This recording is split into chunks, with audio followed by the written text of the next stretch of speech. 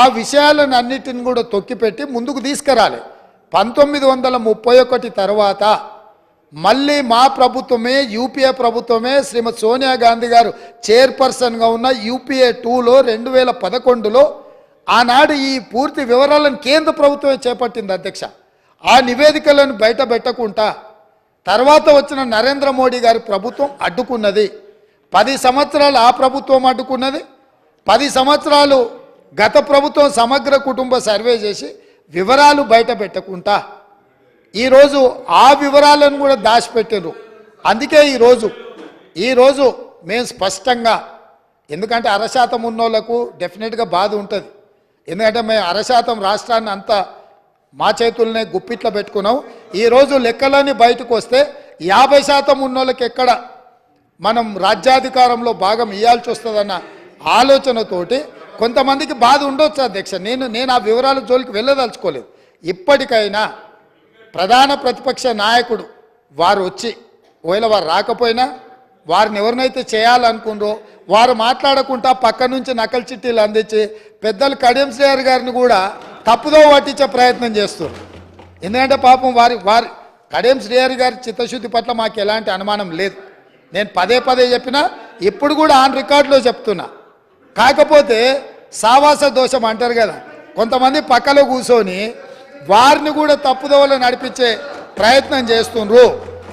దీనికి సంబంధించి అధ్యక్ష, పార్లమెంట్ మార్చాల్సిందే, సీటు కాదు బయటికి పంపాల్సిందే. సీటు మారిస్తే కూడా గాలి జోకితే మళ్ళీ ప్రమాదం ఉంటుంది.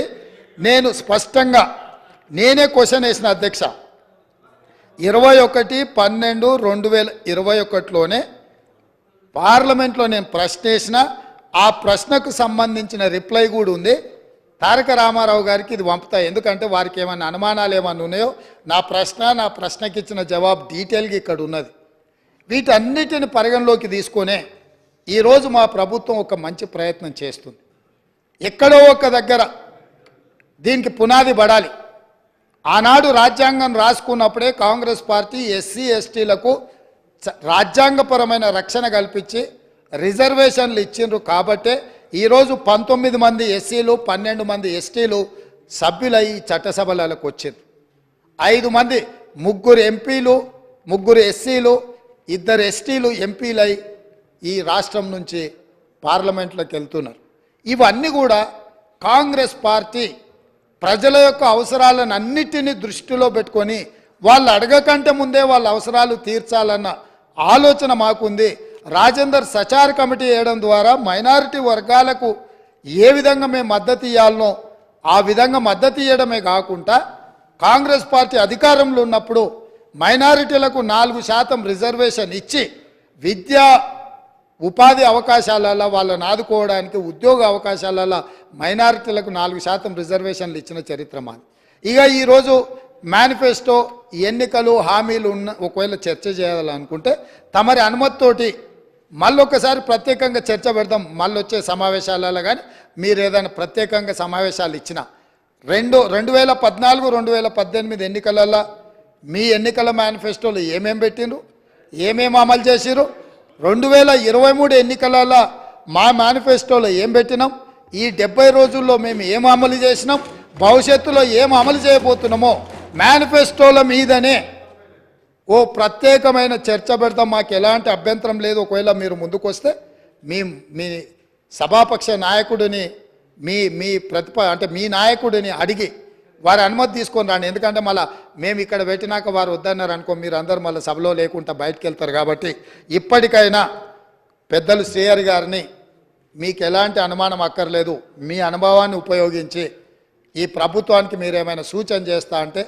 మిత్రుడు గంగుల కమలాకర్ గారు కూడా మొన్నటి వరకు మంత్రిగా ఉన్నారు. వారి అనుమానాలతో పాటు అనుమానాలను అడగడాన్ని మేము అభ్యంతరం పెడతలేము. మీ అనుభవంతో పాటు ఈ ప్రభుత్వానికి సూచన చేయండి.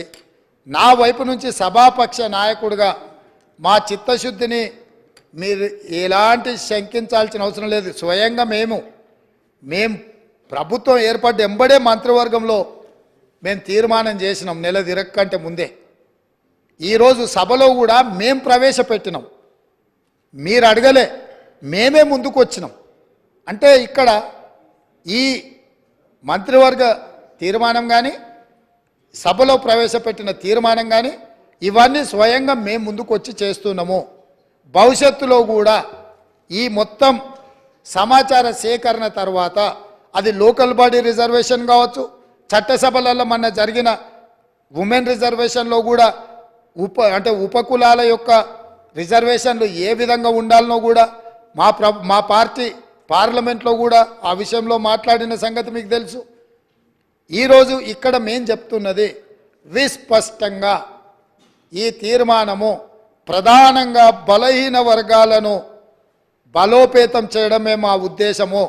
పాలితులుగా ఉన్న ఈ బలహీన వర్గాలను పాలకులుగా తయారు చేయడమే మా ముఖ్య ఉద్దేశము. వాళ్ళు ఎంతున్నారో వాళ్ళకంత నిధులు కేటాయించి వాళ్ళ ఆర్థిక ప్రయోజనాలను వాళ్ళని ఆర్థికంగా కూడా నిలబెట్టాలనేదే మా ప్రభుత్వం యొక్క ఉద్దేశము. కాబట్టి ఇంత మంచి తీర్మానం తీసుకొచ్చినప్పుడైనా మీరు ముందుకొచ్చి ఈ తీర్మానాన్ని స్వాగతం పలికి దీన్ని ముందుకు తీసుకెళ్లాల్సిందిగా ఏమైనా సూచనలు ఉంటే కూడా చేయండి. 1, 2, 3 ఇవి మా సూచనలు. ఇందులో మీరు ఈ సూచనల ప్రకారం చేస్తే ఇంకా వాళ్ళకి మేలు జరుగుతుంది అని మీరు చెప్తే తప్పకుండా ప్రభుత్వం వాటిని పరిశీలిస్తుంది, సహేతుకమైన సూచనల్ని పరిగణలోకి తీసుకుంటుందని తమరి ద్వారా వారికి అందరికీ నేను తెలియజేస్తున్నా. అధ్యక్ష కమలాకర్ గారు, కొంచెం శ్రీహరి గారు ప్లీజ్ చేయమని సీఎం గారు చెప్పారు సార్.